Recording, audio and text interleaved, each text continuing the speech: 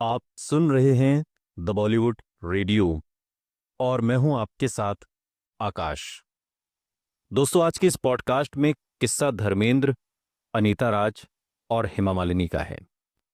धर्मेंद्र अचानक से 80 के दशक के आखिर में अनीता राज को दिल दे बैठे और जब इस प्रेम संबंध की भनक हेमा मालिनी को लगी तो उनके पैरों तले जमीन खिसक गई, क्योंकि हेमा मालिनी से शादीशुदा रहते हुए धर्मेंद्र ने की थी और लव मैरिज के बाद फिर एक और लव।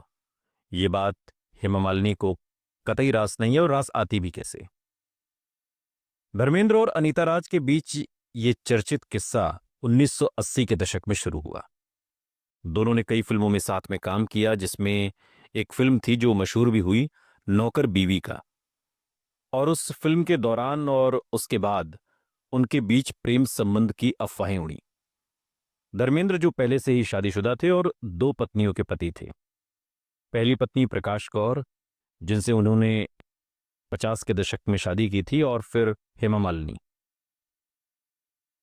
और अनीता राज से दिल लगाकर उनके साथ अच्छा समय धर्मेंद्र उन दिनों बिताने लगे थे, और वो चाहते थे कि अनीता राज उनकी हीरोइन बने, और कई फिल्में भी दोनों ने साथ में साइन की।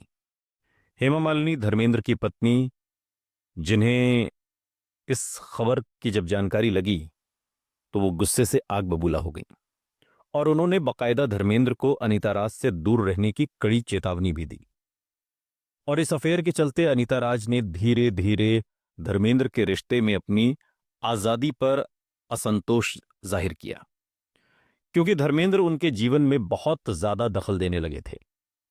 और इस तरह की खबरें उस दौर में तमाम फिल्मी मैगजीन्स में छपा करती थी कि धर्मेंद्र अनीता राज को कंट्रोल करते हैं।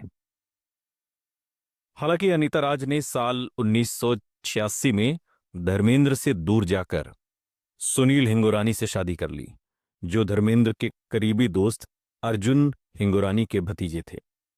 यह शादी अनीता राज के लिए एक सुरक्षित विकल्प थी, क्योंकि धर्मेंद्र के साथ उनका रिश्ता आगे बढ़ नहीं सकता था, रिश्ते को कोई नाम मिल नहीं सकता था।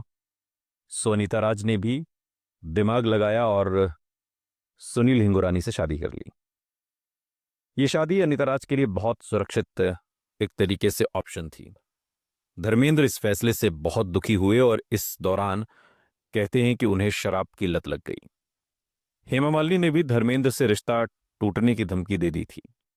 उन्होंने ये चेतावनी दी कि अगर अनीता राज को जिंदगी से बाहर नहीं किया गया तो हमारा रिश्ता हमेशा हमेशा के लिए खत्म हो जाएगा। और इस घटना से भी ये साफ होता है कि धर्मेंद्र अनीता राज का रिश्ता व्यक्तिगत और पेशेवर दोनों ही तरह से गहरा था, लेकिन सामाजिक और पारिवारिक प्रतिबंधों की वजह से अंततः परिणाम तक नहीं पहुंचा, और इसकी चर्चा बॉलीवुड में काफी हलचल मचा चुकी थी। अनीता राज ने बाद में फिल्म इंडस्ट्री से भी एक तरीके से अपनी दूरी बनाई। लेकिन अगर इस पूरे किस्से की टाइमलाइन को समझें तो 1980 के दशक की शुरुआत में धर्मेंद्र हेमा मालिनी से शादी कर चुके थे, और इस बीच धर्मेंद्र ने अपने से करीब 27 साल छोटी अनीता राज के साथ फिल्में करनी शुरू कर दी। कई फिल्मों में काम किया। नौकर बीवी का तो खैर साल 1983 की मशहूर फिल्म है। लेकिन 1981 के आसपास अनीता राज ने फिल्मी करियर की शुरुआत की थी, और धर्मेंद्र के साथ काम करते हुए दोनों के बीच नजदीकियां बढ़ीं। धर्मेंद्र अक्सर फिल्मों में अनीता को कास्ट करने की मांग करने लगे थे। वो डायरेक्टर से, प्रोड्यूसर से कहते थे कि अनीता राज को कास्ट करो तो मैं हीरो बनने के लिए तैयार हूं। ये वो दौर था जब बतौर हीरो धर्मेंद्र का करियर अपने ढलान पर था, लेकिन वो डिमांड में थे। और 1980 के मध्य में धर्मेंद्र और अनीता राज के अफेयर की खबरों से फिल्मी मैगजीन सब भरी रहती थीं। अनीता राज भी धर्मेंद्र को पसंद करने लगी थी, लेकिन जैसा कि हमने आपको बताया कि जैसे ही हेमा मालिनी को भनक लगी तो उन्होंने धर्मेंद्र को अनीता से दूर रहने का निर्देश दिया। और बाद में फिर अनीता ने सुनील हिंगोरानी से शादी कर ली, और इस तरीके से एक वो रिश्ता जो शायद आगे बढ़ता, किस रूप में बढ़ता ये तो पता नहीं, लेकिन अगर आगे बढ़ता तो संभवतः जो रूप आज है वो न होता। धर्मेंद्र पहले से शादीशुदा थे, 4 बच्चों के पिता थे। बावजूद उसके उन्हें हेमा मालिनी से मोहब्बत हुई और उन्होंने हेमा मालिनी से शादी कर ली। और हेमा मालिनी से शादी करने के बाद, 2 बेटियों के पिता बनने के बाद, धर्मेंद्र का दिल अनीता राज पर आ गया।